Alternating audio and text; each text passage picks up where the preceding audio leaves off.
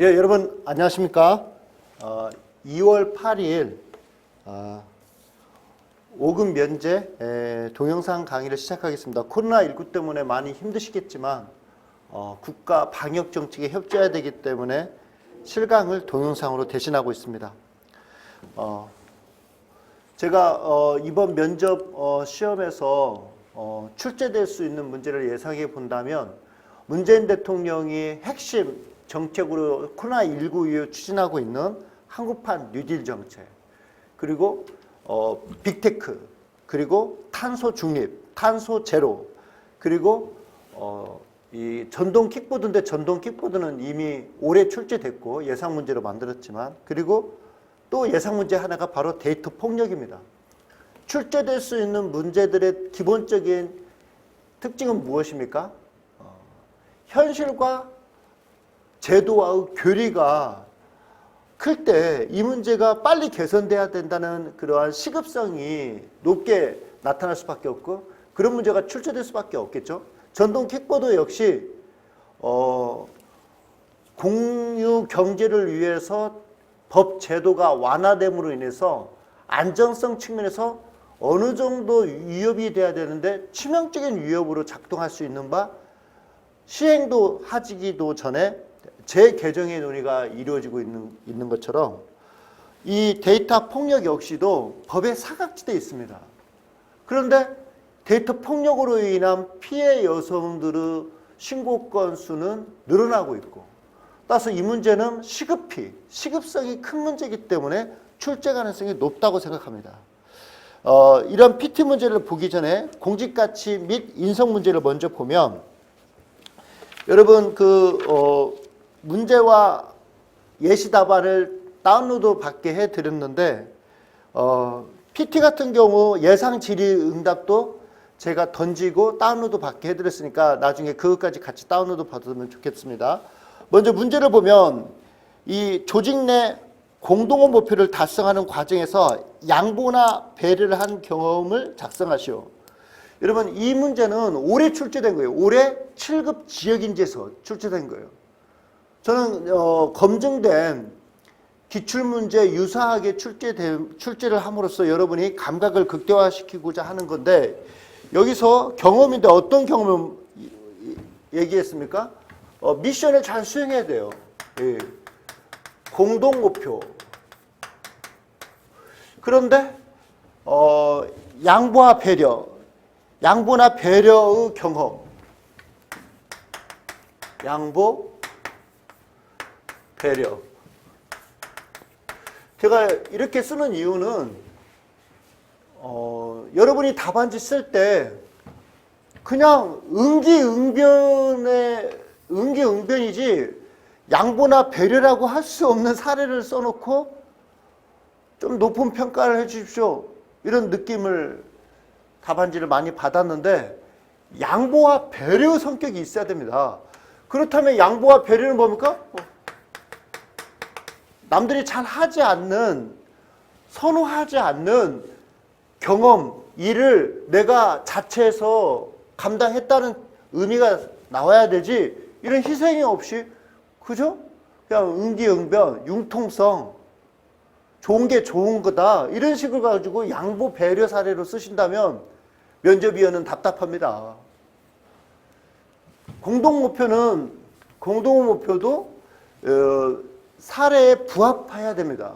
공동목표가 아니라 너는 이 목표, 나는 이 목표, 공동목표가 없는 사례를 놓고 그냥 양보 배려를 어거지로 끼워 넣으면 되지 않습니다. 자, 그래서 첫째, 경험 사례가 주어진 미션에 타당해야 된다. 플러스 이 경험 사례가 나 자신을 간접 광고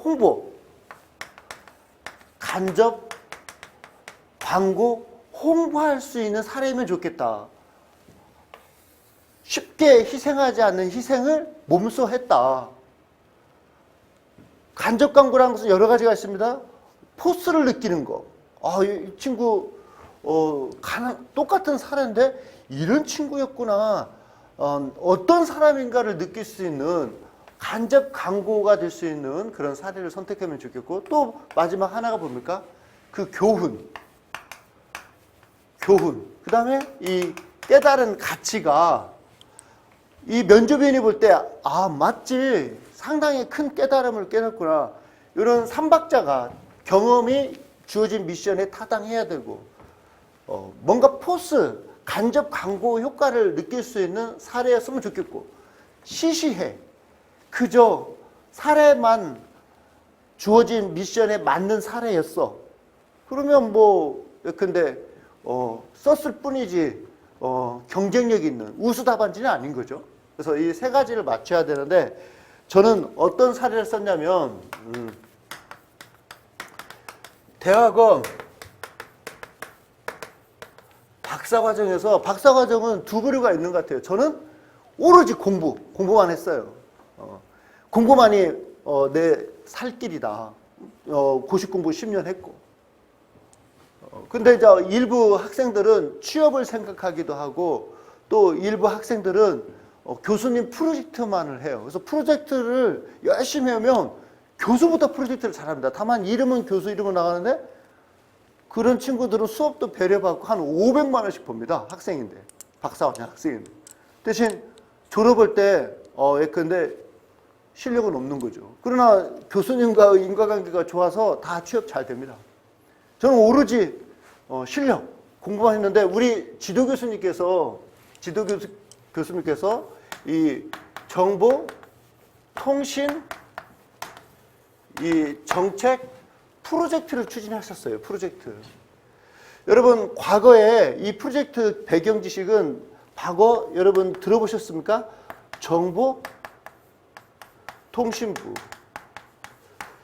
이 정보통신부는 우리가 이 정보통신과 관련해서 아주 가진 것이 전혀 없었을 때 미래의 먹거리고 플랫폼이라는 인식 아래 정보통신을 ICT를 발전시켜야 되는데, 정상적인 시장 원리로 발전시켜서는 택도 없기 때문에 정부가 선택과 집중, 불균형 성장 전략 하나로서 정보통신부를 두고 18부에서 할 수 있는 정보통신과 기능과 관련된 거를 이 정보통신부에 모두 몰아준 거예요.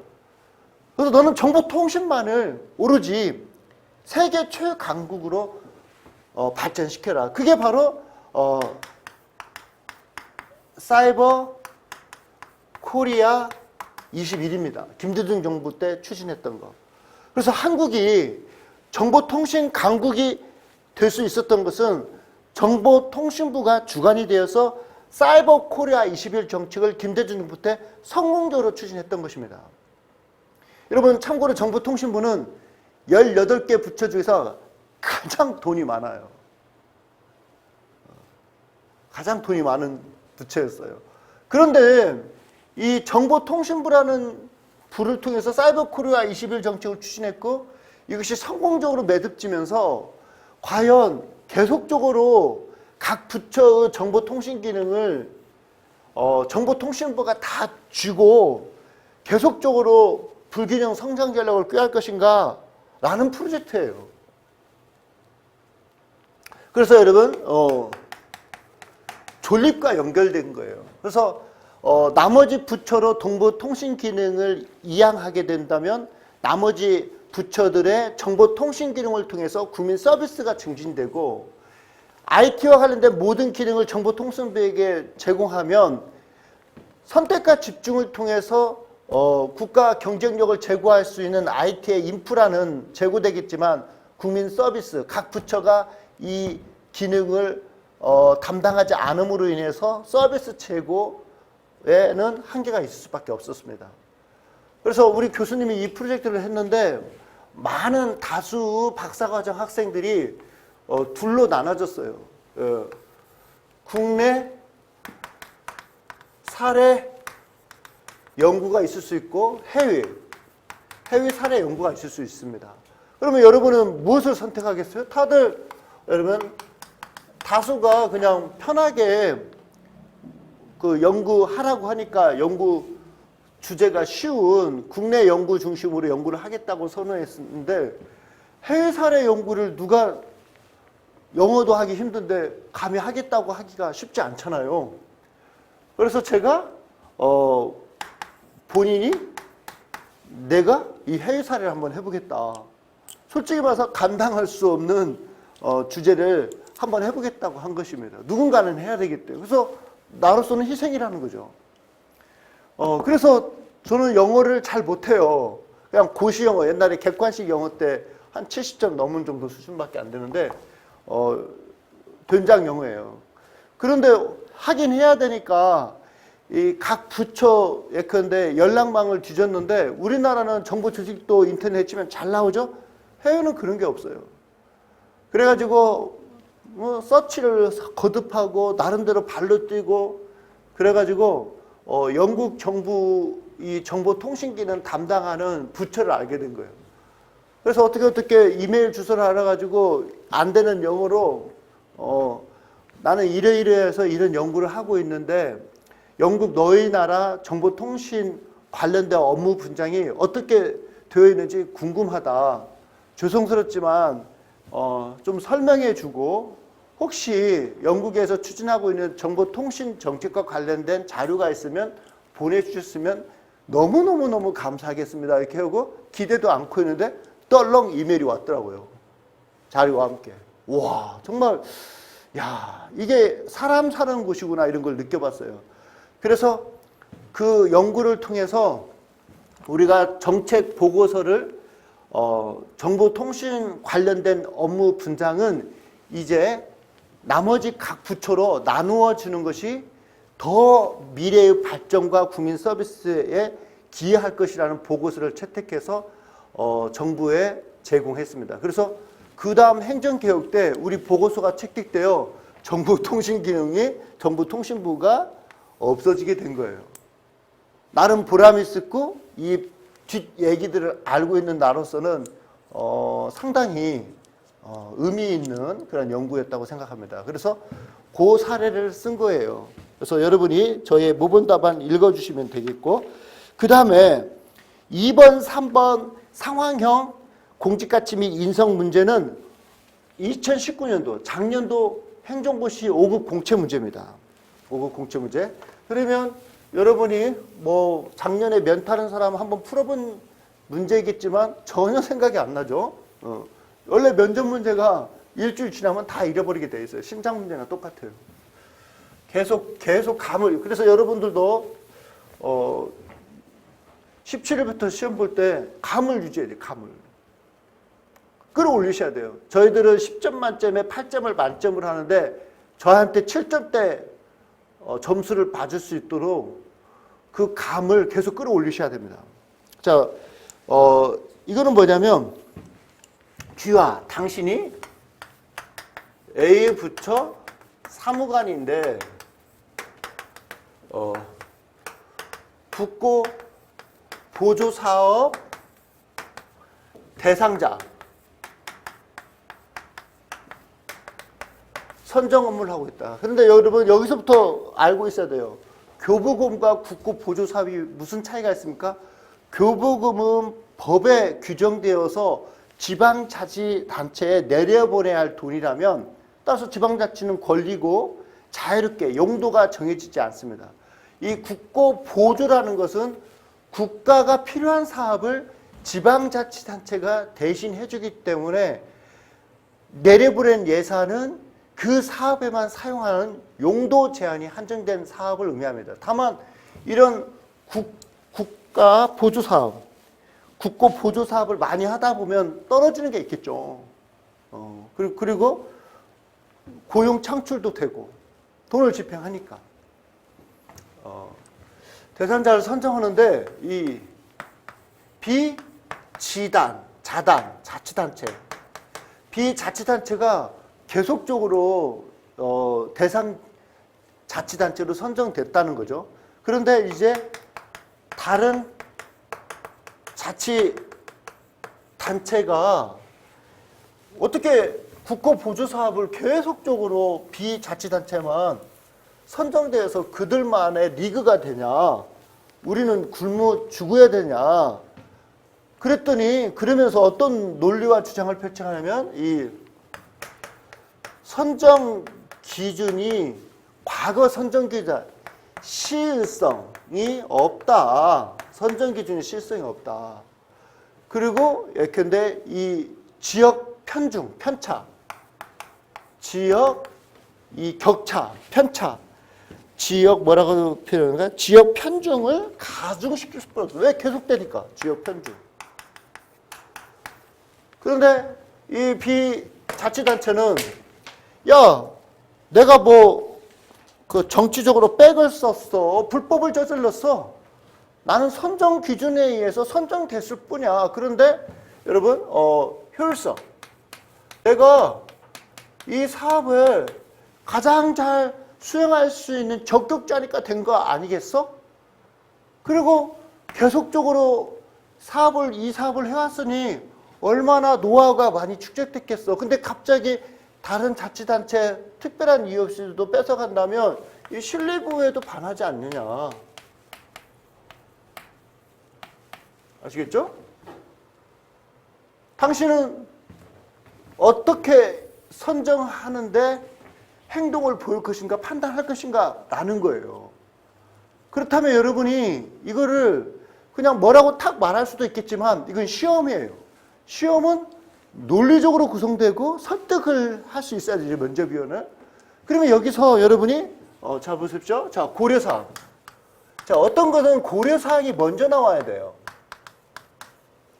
그리고 판단이 나와야 되겠죠. 자 고려사항이 뭐예요? 자 이 선정 기준. 그런데 여기 선정 기준이 시에 맞지 않다라는 정보만 있지 이것이 잘못됐다는 말 없어요. 시에 맞지 않다. 그런데 우리가 상상할 수 있는 것은 비자치단체가 우리는 효율적으로 업무를 이제까지 해왔다고 한다 보면 선정 기준이 경제적 효율성, 경제 효율성 기준으로 책정됐을 가능성이 높아요. 그렇죠? 이런 말을 할 수 있습니다. 왜? 얘는 효율성을 주자고 얘는 시의성이 없다고 했다면 뭐 그 당시 과거 당시의 선정 기준이 잘못된 건 아닌 거예요. 그렇죠? 그렇겠죠? 그다음에 두 번째 고려해야 될 게 뭐예요? 예. 이 효율성과 신뢰 보호. 그렇죠? 이 비자치단체의 이 주장의 정도, 효율성이 큰지 작은지, 신뢰 보호 가치가 엄하게 필요한 사업인지 아닌지는 정보는 없지만 평가해보겠다 이렇게 말할 수는 있어요. 정도를. 그 다음에 다른 자치단체가 주장하는 것을 보니까 이 기준의 시의성과 지역 편중인데 그 다음에 타라고 말씀드립니다. 타 지방자치단체는 기준, 시의성, 그리고 편중. 편중이란 말은 반대말로 뭡니까? 균형 발전이 안 된다. 그래서 균형 발전이라는 거 말할 수도 있죠. 균형 발전. 자, 그렇다면, 자, 여러분 뭡니까? 이 판단이에요. 이런 걸 고려해서 판단하겠는데, 여러분은 어떠한 판단을 하는 것이 바람직할까요? 따라서, 여러분 뭡니까? 자, 이렇게 판단할 수 있어요. 분해 전략. 이 국고보조 이 사업이 경제적 효율성이 아주 중요할 수가 있어요. 그래서 여러분 사업 성격이 경제적 효율성이 중요한 사업. 예컨대 경제적 효율성이 중요한 사업은 뭡니까? 예컨대 어제 제가 냈던 PT 문제, 빅테크 문제. 경제적 효율성이 중요한 거죠. 그 다음에 형평성 가치를 고려해야 되고. 그죠? 이런 식으로 경제적 효율성이 중요하다면 비자치단체의 계속적 선정을 해도 크게 문제되지는 않습니다. 비자치단체가 계속 선정해도. 그렇죠? 사업 성격이 경제적 사업의 효율성이 높은 거예요. 그 다음에 여러분 또 어떤 겁니까? 자, 그런데 지금 타 지방자치가 뭐를 걸고 넘어져요? 기준이 맞지 않다. 그래서 여러분, 자, 이 기준이 현재 시점에서 기준의 타당성이 현재 시점에서 맞는가 안 맞는가도 중요하죠. 그래서 기준의 타당성이 문제가 된다면 기준의 타당성, 여러분 자, 타협, 협상의 대상이 아닌 게 있어요. 안전 문제, 인권 문제, 공정성 문제. 따라서 이 기준이 공정성 문제라면 타협의 대상이 아니니까 개선해야 되겠죠. 개선. 그리고 이제 이런 거 잘 보십시오. 자, 이 지역 편중이 심하다. 균형 발전을 해야 된다. 비자치센터 중은 경제적 효율성이 크다. 이 기준의 타당성 문제가 불거지지 않고 단지 각자의 세부적인 주장들이 문제가 되면은 어떻게 해야 됩니까? 형량의 문제예요. 형량의 문제죠. 이게 큰지 이게 큰지. 그래서 저는 고려사항이 무엇인지, 그리고 판단할 때 정보가 적기 때문에 분해 전략을 통해서 기준이 문제된다면 공정성을 확보하는 방향으로 개선해야 되지, 나머지는 타협의 대상이다. 오늘날 절차와 공정이 중요하니까. 그리고 사업의 성격이 굉장히 경제 효율성이 중요하게 논의되는 것이라면 비자치단체를 선택하겠다. 그리고 마지막에 이 서로 각자의 지역적인 주장들이 계속 대립될 때는 의사결정자의 형량으로 판단하겠다. 이렇게 접근하시면 무난한 작성이 되겠습니다. 자, 그 다음에 세 번째, 생체 전자발찌.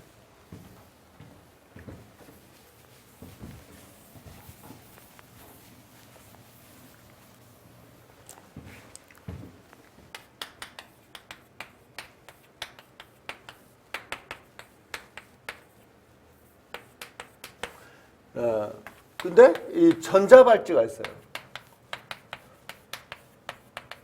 자, 재범 우려가 높은 예컨대 중범죄를 진 사람에게는 전자발찌를 채웁니다. 그런데 이걸 갖다가 끊고 도주와 재범을 보이기 때문에 생체 전자발찌를 채워야 한다는 주장이 제기된 거죠. 그런데 이 생체 전자발찌는 이 센서가 있어요. 이 센서가 생체 정보를 탐지해요.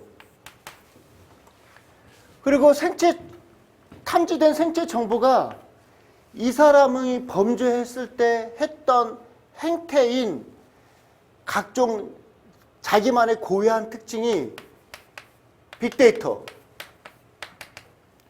빅데이터와 결합되어서 예측이 가능한 거죠. 범죄 예측이.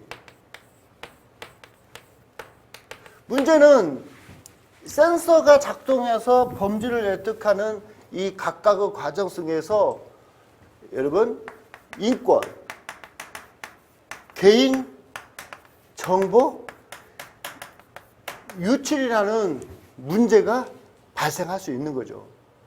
그래서 이 전자발찌를 주장하는 기존의 입장에서는 이 보완은 하면 되다. 보완. 굳이 이렇게 인권이라든가 개인정보 유출 문제가 불거질 수 있는 생체 정보를 이러한 사건 하나로, 즉 끊고 도망가는 이러한 사건 하나를 계기로 생체 정보를 직접적으로 전범위적으로 횡단면적으로 도입하는 것은 잘못됐다라고 주장하는 것이죠. 그러면 여러분 잘 보시기 바란다. 이 전자발찌 폐해 생체 전자발찌 효과성을 일단 고려해야 되겠죠. 고려사항. 이 전자발찌의 폐해, 약점, 그 다음에 생체 전자 발찌의 효과성과 한계. 한계는 뭐예요? 인권유린 개인정보 유착. 나름대로는 생체 정보 같은 경우는 범죄를 사전에 예측할 수 있죠. 자, 근데 그러면 판단을 어떻게 해야 됩니까? 판단을. 이러한 것들이 인권이라든가 개인정보 유출의 문제가 완전히 부식되지 않은 데서 도입한다는 것은 쉽지 않은데 대안의 가능성이 예외적이고 보충성의 원칙에 의해서 마지막 수단으로 도입돼야 되기 때문에 이 전자발찌가 끊고 도망간다? 여러분 첨단 소재 국산화 제가 옛날에 재작년인가 냈는데 그거에 일본과 무역전쟁에서 출제된 문제죠. 첨단 소재 국산화. 첨단 소재를 통해서 끊지 못하는 전자발찌를 얼마든지 만들 수 있거든요. 따라서 기존 전자발찌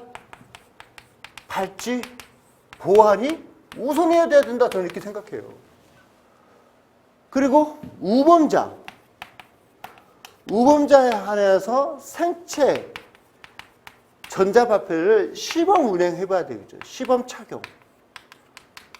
그래서 상당히 오랜 점진적 제도 개선을 통해서 검증됐을 때 도입하겠다. 무난한 답안이 되겠습니다. 자, 이제 PT입니다. 데이터 폭력.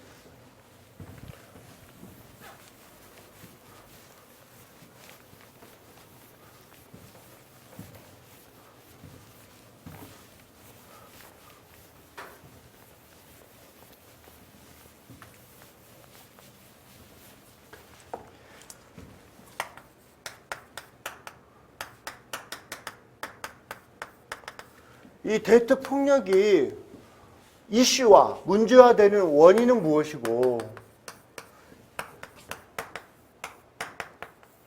극복 방안을 한번 논의해봐라 라고 하는데 여러분 이 문제가 왜 출제될 가능성을 제가 높게 봅니까?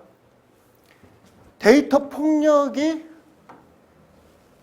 이제 일상화되고 있고 그러는데 우리 한국에는 이 데이터 폭력을 특수성 있게 다루지 못하고 일반 형법으로 다룸으로 인해서 데이터 폭력이 전혀 피해자를 보호해주는 장치로 한국에서는 작동하는 것이 거의 없다시피 하다고 하고 오히려 한국의 제도는 데이터 폭력을 조장한다고밖에 말할 수 없는 극단적 한계가 있기 때문에 언론에서 자꾸 때리고 출제관이 높다고 생각합니다.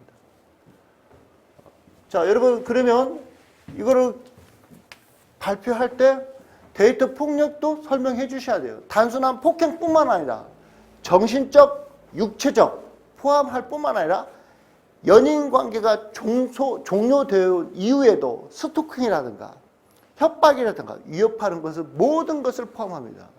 모든 것을 포함한다는 것은 또 악용될 소지가 있어요. 내가 데이터 폭력 당했다.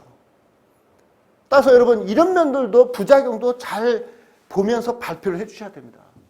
자, 이 원인은 첫째는 법 제도 측면이에요. 여러분 법 제도 측면에서 이 데이터 폭력이 이슈화되는 원인은 첫째, 이 데이터 폭력이 일어났을 때, 자,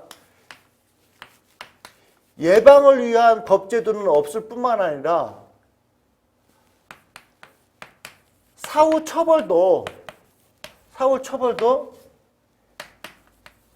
일반 형법이 적용되다 보니까 법에 사각지대에 있어요. 왜 사각지대라고 하냐면 여러분 반의사 불법죄예요. 반의사 불벌죄. 이게 뭡니까? 내가 신고하지 않는 한 국가가 인지해서 가해자를 잡고 처벌하지는 않는다는 것입니다. 두 번째, 우리는 이런 연인사이라는 특수성, 연인사이라는 특수성이 더욱더 엄하게 폭력을 바라봐야 함에도 불구하고 여러분 실질에 있어서는 무관심을 유도할 뿐만 아니라 처벌을 한다 하더라도 여러분 10만 원 벌금 수준이고 아주 큰 폭력을 저질렀을 때만이 한 300만 원 정도 벌금으로.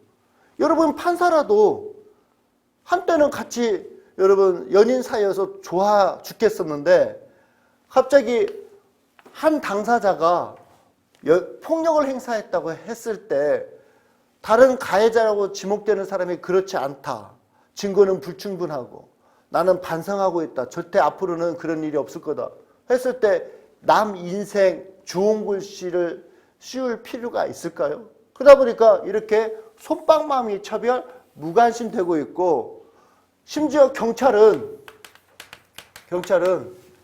헤어지시죠.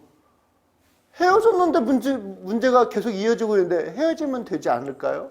잘 한번 해보세요. 이런 식이죠. 경찰도 역시 소극주의죠. 소극주의. 예방 자체는 되지도 않을 뿐만 아니라 그렇죠? 그 다음에 이 인식 측면 인식과 이 개인 이 사회가 이 데이터 폭력을 범죄로 인식하지 않는다는 것이죠. 그리고 개인 역시도 보복이 들어와서 신고를 하지 않아요. 14.8% 신고율이에요. 폭력을 당했음에도 불구하고 4.8에서 9.2, 10%도 안 돼요. 신고도 하지 않습니다. 그냥 개인이 연인이었었기 때문에 감당해야 할 그저 목일 뿐이에요. 내 운명인 거죠. 운명. 그죠? 그렇다면 여러분 이 극복 방안과 관련해서 저는 어떤 목차를 구성했냐면 근원적으로 이게 극복돼야 되지. 자, 처벌은 필요하지만 처벌을 강조하면 야마가 돌아가지고 처벌당하고 나온 다음에 해코지를 할 수 있잖아요. 그래서 이 문제에 대해서 저는 오랫동안 생각해 봤을 때 가장 근본적인 것은 인식이 바뀌어야 된다. 인식. 데이터 폭력은 연인 사이의 말다툼이 아니라 범죄라는 인식으로 바뀌어야 돼요. 처벌이 다른 것. 그 다음에 뭘까요? 인식이 바뀌어야 돼요. 두 번째, 이 약자인 피해자 관점에서 성감수성 이란 말이 나왔듯이 피해자 보호가 소홀해요. 피해자 보호를 위한 방안이 도출돼야 되는데 우리는 전혀 데이터 폭력에 관한 특별법이 없기 때문에 피해자 보호는 남의 제도 빌려와서 받는데 사각지대가 아니라 그냥 뻥 뚫린 거라고 볼 수가 있습니다. 그래서 예컨대 그러면 피해자 보호를 위해서 뭡니까? 접근 금지 명령이라든가 그 다음에 내가 사귈 때 전과를 확인할 수 있는 클레어법 도입이라든가 또 데이터 폭력은 연인 사이였기 때문에 더 가중시킬 수 있는 KT법이라든가 피해자 보호가 그 다음에 우선이고 그 다음에 뭐가 나올 때일까요? 그 다음에 이 처벌이 강화돼야 돼요. 처벌이 강화돼야 돼요. 그 다음에 뭡니까? 바로 이 데이터 폭력을 여러분 이 처벌만이 다는 아닙니다. 그래서 이 교육과 홍보 이 데이터 폭력이 범죄고 또 이 범죄를 저질렀을 때 가중처벌되고 피해자들은 어떠한 보호를 받을 수 있는가를 교육과 홍보를 통해서 모든 국민들이 알 때 가해자도 두렵고 피해자도 안심하고 그래서 매뉴얼을 만들고 그리고 이 교육을 조기 교육을 강조하는 식으로 나아가야 됩니다. 그렇겠죠? 네. 이런 식으로 제 모범 답안은 써져 있어요. 그래서 여러분 이러한 PT를 할 때 그러면 자, 창의성과 전문성을 통해서 국가 발전의 큰 일꾼이 되고 싶습니다. 기호 1번 백현관입니다. 본격적인 면접에 앞서 평전표와 개인 발표문을 배포해 드리겠습니다. 배포하고 옆에 썼어요. 그런데 개인 발표문과 평전표를 코로나19 때문에 미리 전달되어 있으면 백현관입니다. 하고 옆에 딱 자동으로 서 계시면 됩니다.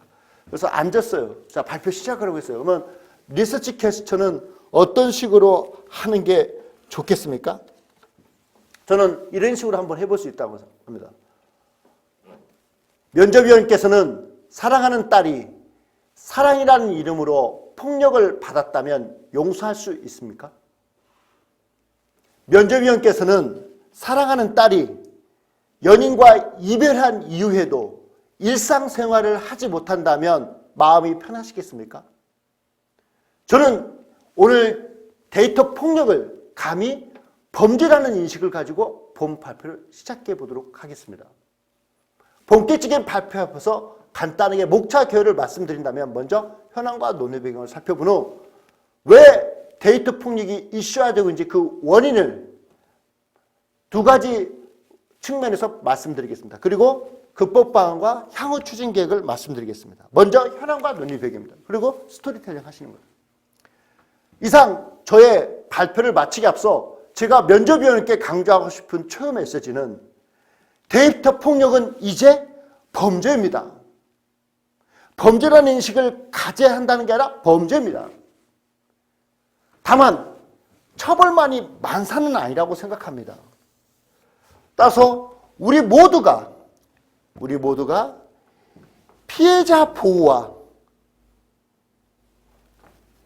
그리고 데이터 폭력을 했을 때 어떠한 처벌을 받는지 그리고 우리가 어떠한 권리가 있는지 교육과 홍보를 통해서 예방이 먼저 이루어져야 한다는 것을 강조드리면서 본 발표를 마치겠습니다. 이상입니다. 오고 여러분 질의응답을 준비하시면 됩니다. 그때 이제 여러분 제가 이거 다운로드 받으시면 됩니다. 면접위원께서 여러분께 질문할 수 있는 예상 질문들을 몇 가지 갖고 왔어요. 한번 여러분이 풀어보시면서 한번 대답할 수 있는지 생각해 보세요. 데이터 폭력 신고 건수는 2배 가까이 늘었는데 검거율은 절반 가까이 줄었습니다. 이렇게 상충관계가 나타나는 이유는 무엇입니까? 답까지 썼으니까 읽어보시고요. 데이터 폭력을 근절할 수 있는 방법은 귀하는 무엇이라고 생각하십니까? 처벌 얘기할 수 있는데 어떻게 얘기하는 것이 가장 좋을 것인가? 데이터 폭력을 당했을 때 여성이 경찰에 신고한 피해자는 몇 %나 된다고 생각하십니까? 이렇게 구체적 데이터를 물어볼 수도 있습니다. 데이터 폭력의 재범률이 몇 % 정도 되십니까? 76.5%입니다. 이렇게 재범률이 높다는 것이 무엇을 의미합니까?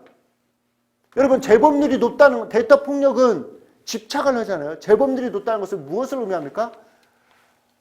재범률이 높다는 것은 일단 데이터 폭력의 기운이 느낄 때 데이터 폭력이 발생했을 때 용서하지 마시고 반드시 재범을 거니까 근데 그 재범이 살인으로 나타날 수 있으니까 신고하시고 어떻게 하는 것이 최선인지 상담 받으시고 이런 것을 의미합니다. 재범률이 높다는 것은. 반드시 신고하라는 거예요. 자, 데이터 폭력의 유발 가능성이 높은 남성들의 특징은 무엇입니까? 자료에 나와 있는데 얼마나 꼼꼼하게 읽었는가. 이런 스타일을 자꾸 고집한다. 폭력이 높다는 겁니다. 데이터 폭력을 당했을 때 여성 긴급 전화번호는 몇 번입니까? 당황스럽죠? 얼마나 꼼꼼하게 읽었는가. 클레어법과 KT법의 차이점을 말씀해 주십시오. 가칭, 데이터 폭력 등의 방지 및 피해자 보호 등에 관한 법률안이 통과된다면 예상할 수 있는 부작용은 무엇입니까? 한계. 여러분 데이터 폭력이라는 것이 명확한 증거로 입증되지 않는 한 주관적인 부분이 강합니다. 내가 위협을 느꼈다.